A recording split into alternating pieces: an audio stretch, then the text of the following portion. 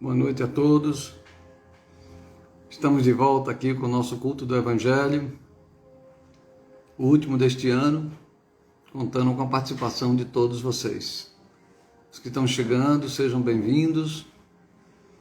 Neves Barros entrando aí, Sheila,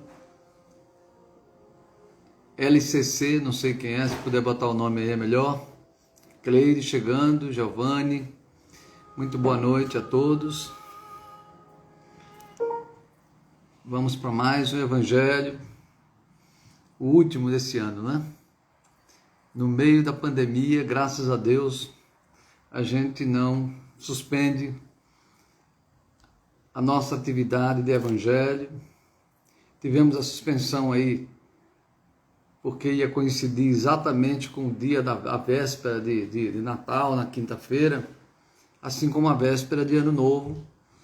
Então a gente suspendeu temporariamente, mas o Evangelho, estamos aqui para continuar nosso Evangelho, o último deste ano. Eliane chegando aí também, Soraya, Ivana, sejam todos muito bem-vindos, muito boa noite a todos. Vamos nos preparar para fazer a nossa prece, esperando chegar aí mais alguns companheiros. Também chegando Luzia, seja bem-vinda. Vamos ver se chega mais alguém aí. Luzia chegando. Yasmin também.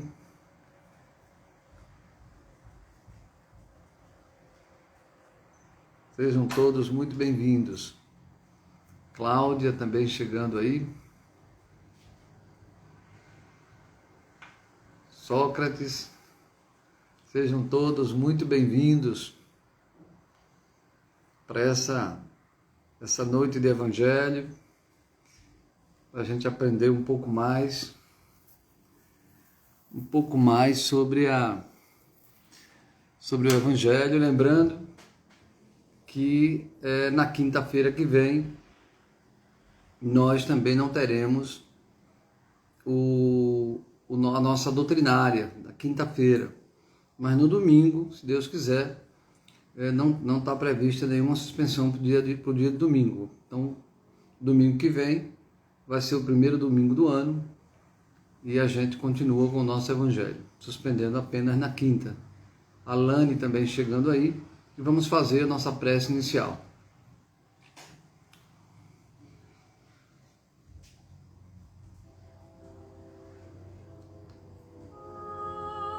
Querido amigo Jesus, mais uma vez aqui voltamos para esse encontro contigo, com esse encontro à sombra do seu Evangelho, a fim de aprender cada vez mais sobre as leis divinas do nosso Pai Criador, as leis que regem os nossos destinos, para que melhor julguemos os nossos próprios atos, procurando corrigi-los de acordo com essas leis divinas. Pedir ao Senhor Divino Mestre que nos ajude a compreender cada vez mais o seu Evangelho, a fim de que ele possa ser mais forte do que os nossos ímpetos negativos que trazemos, as marcas de um passado delituoso, um passado de erros, ou até mesmo de ignorância, para que possamos transformar o presente na luz, no farol que vai iluminar o nosso futuro, os dias vindouros, procurando alicerçar em nós a fé, a coragem, a esperança, a dignidade, no cumprimento dos nossos deveres, das nossas obrigações, sejam elas de ordem familiar, profissional ou social. Pedir também, Jesus amigo, pelos nossos lares, pelas nossas casas, nossos familiares, especialmente aqueles que estão mais necessitados, aqueles que se encontram entristecidos, angustiados, cansados espiritualmente. para que possam se reanimar e jamais deixar que a desesperança tome conta. Pedir também pelos enfermos, pelos que estão nos hospitais, pelos nossos irmãos que estão enfermos da alma, os que estão nos presídios, nos vícios, na violência, aqueles que passam por provações difíceis, para que se aproximem cada vez mais dos conceitos do Evangelho, a fim de levarem a sua cruz com dignidade, resgatando a dignidade espiritual para os passos seguros em direção a Deus. Pedir pelos nossos amigos desencarnados, nossos entes queridos, e também por aqueles que se aproximam de nós, atraídos pelos nossos erros, pelos nossos débitos de outras encarnações. Muito obrigado, Jesus amigo, por mais esse encontro, e dá-nos a sua bênção e a sua paz, hoje e sempre. Também chegando aí, Plínio, Arquibaldo, Noélia, Sueli, todos sejam muito bem-vindos para mais essa noite de Evangelho. Deixa eu ver quem chegou mais aqui que eu não vi antes do Arquibaldo. Plínio, Ismar, Viana também, Solange, Alane. Pronto, já dei boa noite aqui a todos que chegaram. Sejam todos muito bem-vindos. Vamos então para o sorteio dos números de hoje. Lembrando que a gente pega os 3 primeiros números, página 131, Dora. Coloca aí, por favor, Ivone. Página 131, Dora. 131, sugestão de Dora. Vamos ver mais aí quem sugere uma outra página. Para a gente pegar os 3 primeiros números. E aí a gente sorteia para a gente também ver a participação de todo mundo. Nayana com a página 244, Nayana 244 e Ivana 157. Nayana 244 e Ivana 157. Já temos os 3 números. Muito obrigado aí a todos que participaram. E vamos pegar então esses 3 números que foram sugeridos e vamos agora ver qual deles, um desses 3 números, qual deles vai ser o tema da noite de hoje.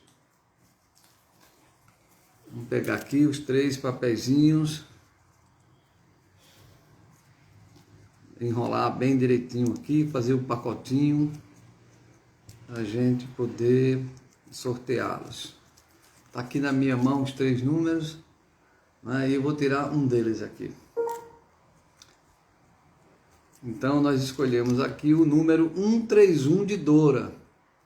O número 131 de Dora. 131 Dora. Obrigado aí, Ivana, pela escolha, pela sugestão. E Nayana, obrigado aí a vocês duas, pela sugestão dos 2 números. Mas o papelzinho que foi sorteado foi o 131 de Dora. 131 Dora, vamos então ver qual é a página 131. Página 131. Estamos aqui no capítulo 13. Capítulo 13, item 7. Quem tem esse livro é na página 131. Quem não tem este livro, esta edição, se posiciona no capítulo 13, item 7. Lembrando que é importante a gente ter este livro, para que a gente possa acompanhar a leitura. Quem não adquiriu ainda, mas está participando regularmente, é importante ter esse livro em mãos, porque a gente acompanha juntos a leitura do trecho escolhido. Vamos então para a página 131. Aliás, vamos fixar aqui, já ia esquecendo de fixar aqui o nosso tema de hoje. Focos e Revelações também chegando aí. Gleide, Cristiano. Vamos lá fazer a nossa, o capítulo 13,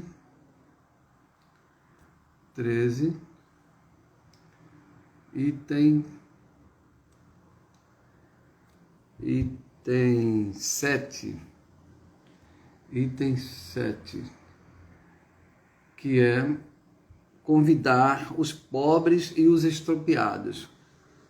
convidar os pobres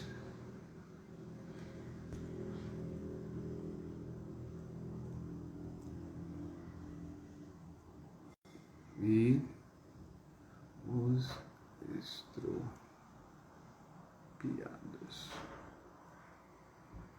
E os estropiados, convidar os pobres e os estropiados. Ok. Capítulo 13, item 7, convidar os pobres e os estropiados. Então vamos à nossa leitura de hoje.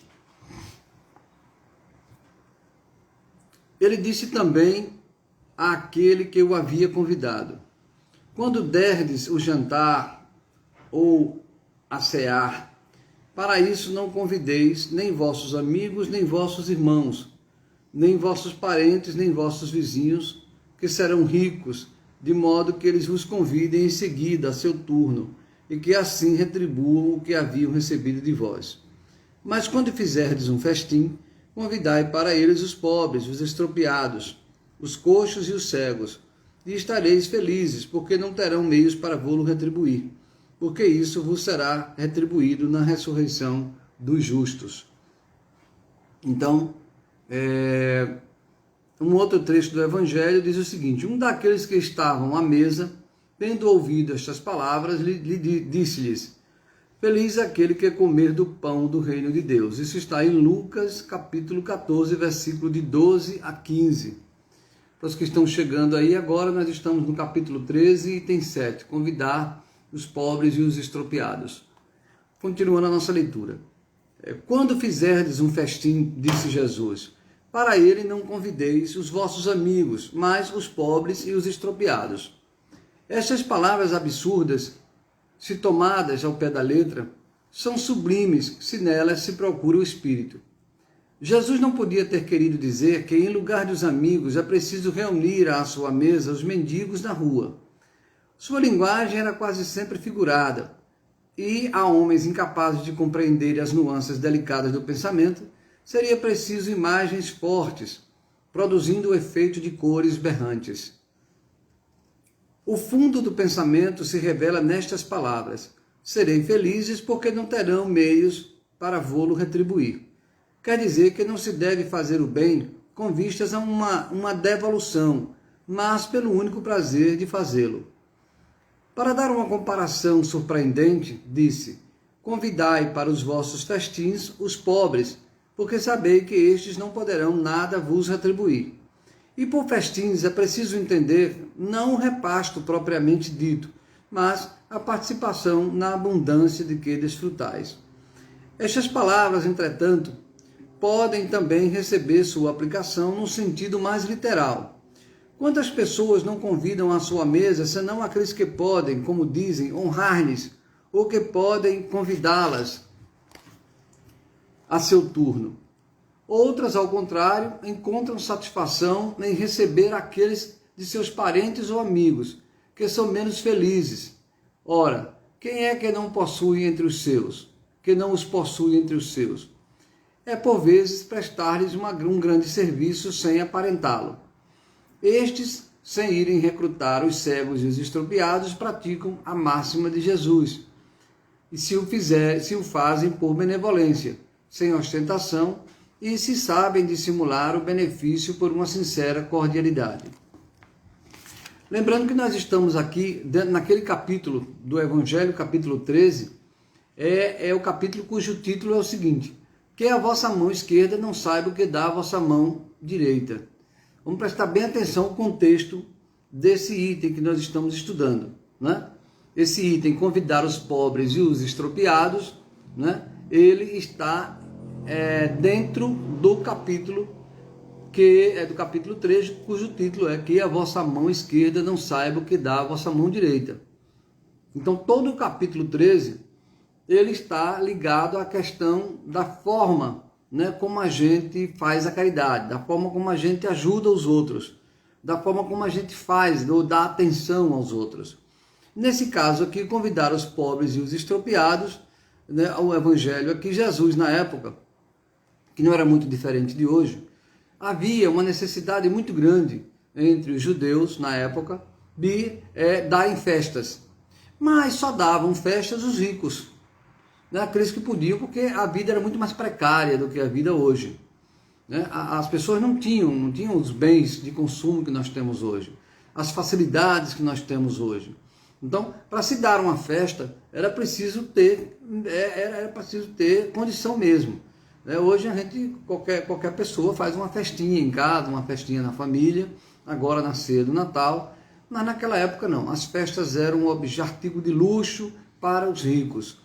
E o que era que acontecia com os judeus?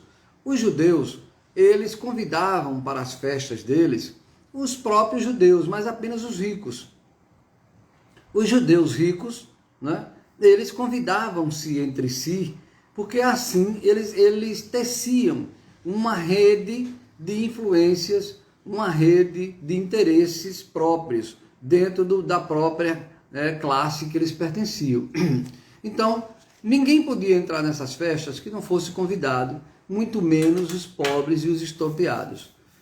Aí Jesus faz uma colocação interessante, que é o seguinte: na época lá dos judeus, além da pobreza material que as pessoas tinham na época, elas também podiam ser condenadas, elas podiam ser excluídas da sociedade. Olha, eram duas coisas assim profundas.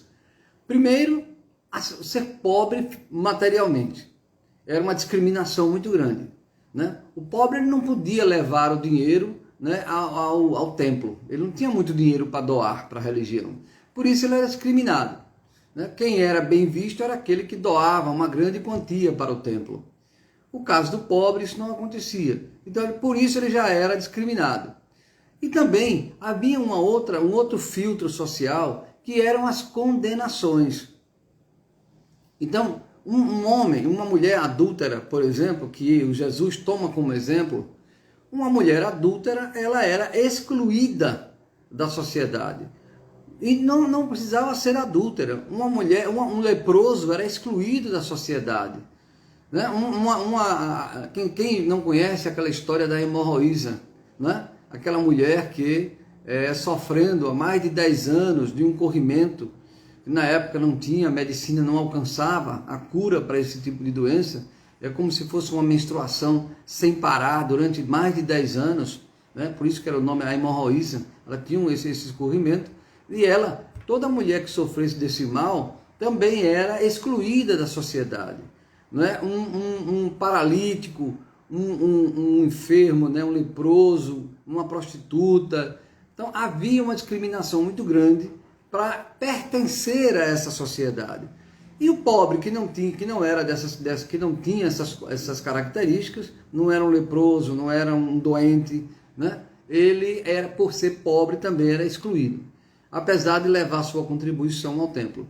Então, quando Jesus fala do festim de núpcias, ele falava de que a sociedade discriminava e colocava de lado as pessoas. Trazendo para os nossos dias de hoje, né, o que nós podemos contextualizar para os dias de hoje é o seguinte: quantas pessoas são excluídas da nossa sociedade? Quanto nós ainda mantemos de preconceito? Quanto nós ainda discriminamos as pessoas pela classe a que elas pertencem, pela cor que ela tem, pelas escolhas que elas fazem?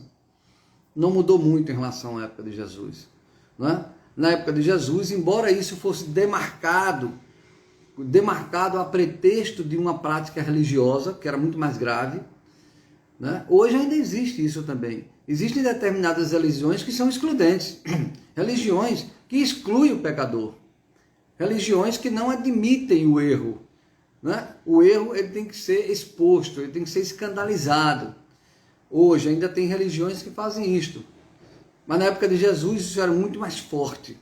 Havia a exclusão econômica, a exclusão religiosa e a exclusão das escolhas que as pessoas faziam. Mas nos dias de hoje nós também ainda sofremos muito desse tipo de exclusão.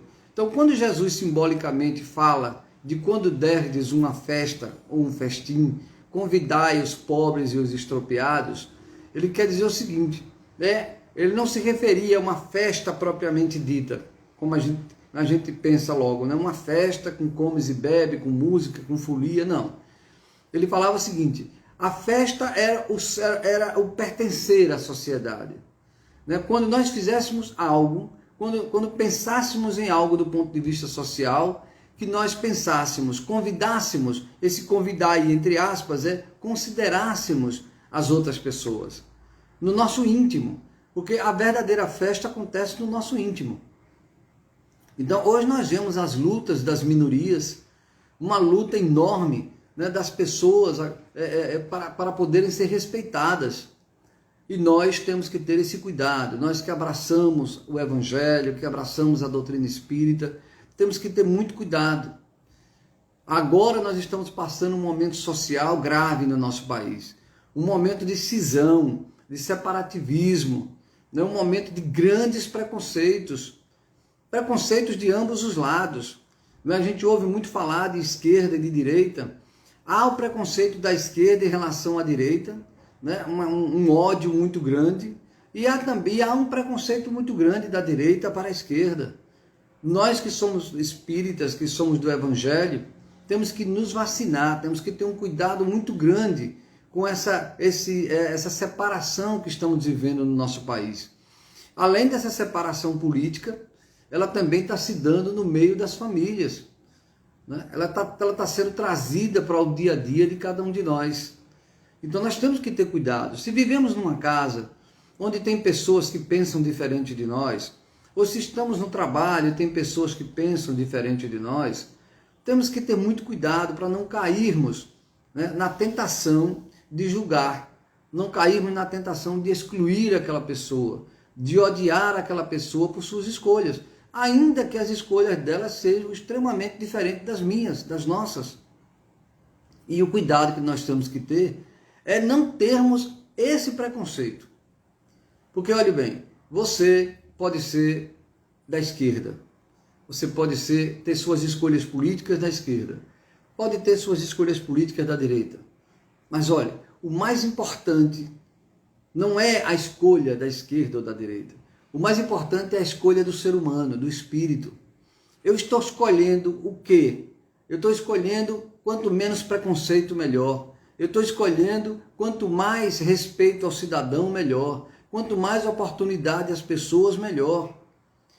Se o que eu estou escolhendo tem como vista o cidadão, tem como vista, né, melhorar a condição social das pessoas, né, se tem como vista respeitar as diferenças entre as pessoas, não importando, né, se elas são negras, pobres, proletárias, né, se elas são indígenas, não importa, são filhos de Deus. Então que a nossa escolha política ela fica em segundo plano. No primeiro plano tem que estar a escolha do Evangelho. Deve estar a escolha do Evangelho. E o que diz a escolha do Evangelho? Convide os pobres e os estropiados para o festim. Quer dizer, esse festim é o respeito, é a dignidade, né? É a consideração ao outro, não importando quem o outro seja. O outro pode estar na situação que for, pode estar no presídio. Né? Agora mesmo nós tivemos aí um episódio triste, né? Como tantos outros que acontecem pelo Brasil afora e ficam no anonimato. Mas esse chamou a atenção porque envolveu uma pessoa, né, que tem uma posição social que lhe dá destaque. Mas ela não é diferente dos demais cidadãos do mundo. É esse crime que nós vimos agora com essa juíza no Rio, que nós não vamos entrar nos pormenores, porque não cabe aqui relembrar as circunstâncias em que aquilo aconteceu, porque a imprensa já faz isso demais. E olha o detalhe, a gente às vezes fica preso ao escândalo, ao drama, e a gente fica tentando saber detalhes de como foi, o que fez, qual era a situação, quantas foram, de que jeito ele fez. Minha gente, vamos ter cuidado com isso. Toda vez que a gente esmiuça um escândalo desse, nós estamos fazendo um desserviço espiritual, um desserviço, né, à espiritualidade. Quando nós vemos acontecer um negócio desse, se nós somos cristãos e temos compromisso com o Evangelho, quando acontece uma situação dessa, eu sempre lembro a mim mesmo, né, e lembro aqui aos amigos e amigas, que nós temos que pedir perdão a Deus. Quando acontece um fato desse, eu comigo mesmo me digo, meu Deus, me perdoe. Nos perdoe, porque nós ainda somos assim. Olhe do que nós somos capazes de fazer. Até onde vai o nosso orgulho. Até onde vai a nossa vingança, o nosso egoísmo. De não entender ainda mais de 2000 anos a sua mensagem do perdão. Nada justifica uma atitude dessas. Mas por quê, gente? Porque nós estamos alimentando cada vez mais, não é, a intolerância. Estamos cada vez mais sendo intolerantes com o outro. Intolerantes com aquele que vive dentro de casa. Esse caso que aconteceu é uma intolerância entre pessoas que se amavam. Né? E que os laços do destino eles vão permanecer atrelados. Porque só Deus sabe por que isso aconteceu. E o reflexo futuro, né, de hoje em diante, o que vai acontecer com essas duas almas, pedir para que esta senhora, esta mulher, ela seja recebida no mundo espiritual e não alimente a revolta, a vingança, que o perdoe. Que a família dela o perdoe. Porque para ele vai começar agora um período imenso, né, de dívida espiritual, de sofrimento que vai começar aqui na terra e vai se prolongar no mundo espiritual e quem sabe nas próximas encarnações. E se ela tiver a elevação, o apoio espiritual de nós todos, tanto ela como ele, ela poderá estar se livrando talvez de um débito espiritual pelo perdão que pode dar a ele, se ela entender bem os esclarecimentos espirituais que vai receber, que já está recebendo. Mas eu quero voltar para a intolerância. Nós estamos vivendo intolerância dentro da família. De repente, aquela pessoa que a gente ama é a pessoa que a gente passa a odiar no dia seguinte. Então nós não sentimos amor, gente. Nós vivemos uma espécie de pseudo-amor. No fundo, a gente vive os nossos interesses. Enquanto a pessoa satisfaz os nossos interesses, não é, nós dizemos que amamos. Mas quando essa pessoa não satisfaz mais, a gente deixa de amar e vira ódio, vira vingança, vira violência, vira crime. Então nós temos que ter cuidado com esse amor que nós pensamos que temos. Então quando nós estamos aqui lendo o Evangelho, convidar os pobres e os estropiados, é imaginar que nas nossas orações, olha, tem uma festa mais bonita do que a hora que a gente está fazendo a nossa oração. Quando nós estamos fazendo uma oração contritos, uma oração, né, apaziguada, ali com foco, concentrada, no silêncio da nossa casa, do nosso quarto, ali é uma festa, é um festim. A quem nós estamos convidando para a nossa oração, para a festa que está se realizando no nosso coração? Quem? Vamos convidar apenas aqueles que estão fazendo a nossa conveniência? Aqueles que estão, como é que chama? Sendo convenientes à minha vida? Aqueles que não me causam problema? Ou eu estou trazendo para dentro da minha festa, dentro do meu coração, também aqueles que eu sei que têm problemas? Então, eu tenho que trazer para dentro desse festim. Os pobres e os estropiados não são aqueles que são pobres, aqueles que não têm o que comer, não têm onde morar. Não são só estes. Estes também. Mas o Jesus não se referiu a estes. Jesus se referiu àqueles que estão próximos de nós, àqueles que estão ali e nós discriminamos. Não trazemos para dentro do nosso interior. Então, nas nossas orações, claro que nós temos que orar pelos nossos filhos, pelos nossos cônjuges, pelos nossos amigos, porque isso é natural, né? E às vezes nem isso a gente faz, gente. Olha, nem isso a gente faz. Orar por nós mesmos, pela nossa casa, pelo nosso lar, isso é um dever, é uma obrigação. Se não fazemos nem isso, estamos muito atrasados. Agora, além de orar por estes e por nós mesmos, nós temos que orar por aqueles que estão passando por situações difíceis. Por exemplo, se nós temos um familiar que é a ovelha negra, aquele familiar que é problema, nós temos que pedir a Deus por ele. Mas não é pedir a Deus que cure ele, pedir a Deus que tire ele da nossa frente, que faça ele ficar bonzinho. Não, porque Deus é que sabe. É pedir a Deus que nos dê sabedoria para conviver com ele. Aliás, quando nós temos um parente difícil, nós temos que pedir muito mais por nós do que por eles. Em que sentido eu estou falando? Pedir por eles, sim, mas pedir passando por nós. É aí que eu trago ele para o festim. Porque ele, entre aspas, é o pobre, o estropiado. Então eu pedi, meu Deus, me dê sabedoria, me ajude a compreender aquele ente querido, me eleva no momento do meu sono para a espiritualidade, para que eu possa receber os conselhos e compreender melhor a situação dele e a minha mesmo. Porque de repente eu tenho uma grande responsabilidade espiritual perante ele. Então quando eu peço por aquele parente, aquela pessoa, aquele ente querido, ou aquele colega de trabalho, ou aquela pessoa que tem um problema, que é problemática, que é conflituosa, né? É muito fácil deixar à margem essas pessoas. É muito fácil deixar à margem aqueles que a gente não gosta, aqueles que a gente antipatiza.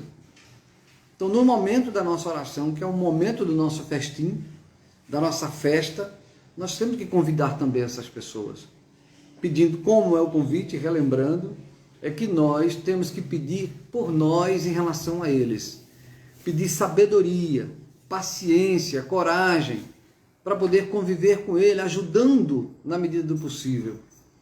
Poder superar a nossa animosidade, né, e recebê-lo no nosso interior, na nossa festa, né, no nosso festim, como diz aqui o Evangelho. Olhe como ele diz aqui no primeiro texto, no primeiro trecho. Ele disse também àquele que havia convidado: quando derdes o jantar ou a cear, imagine que o jantar e a ceia seja dentro do coração, né? Seja o nosso íntimo, o nosso momento de oração. Então, quando derdes o jantar ou o cear, para isso não convideis nem vossos amigos, nem vossos irmãos, nem vossos parentes, nem vossos vizinhos, que serão ricos. Aí ele faz uma crítica social, porque às vezes a gente quer fazer, né, a conveniência daqueles que estão próximos de nós, porque eles vão dar a troca. Né? A gente faz já pensando em receber o outro convite. Aqui também tem uma crítica material, né? Eu dou porque alguém vai me dar. Isso é muito comum na sociedade. A gente dá às pessoas alguma coisa material, esperando que ela também retribua aquilo que a gente está dando. Essa é uma relação de cordialidade. Não tem nada de mal que a gente dê alguma coisa à pessoa. Agora, dar e ficar esperando é que é o ruim. Porque quando a gente não recebe a recíproca, a gente fica se lamentando, fica pelos cantos, achando que... Isso acontece, inclusive, nas brincadeiras de final de ano, no Amigo Secreto, né?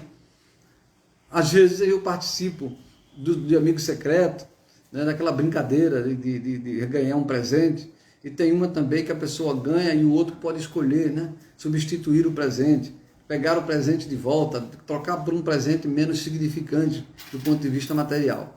E olha o que acontece às vezes. Nós vamos para essas festas aí nós somos tão verdadeiros nessas horas, né, gente?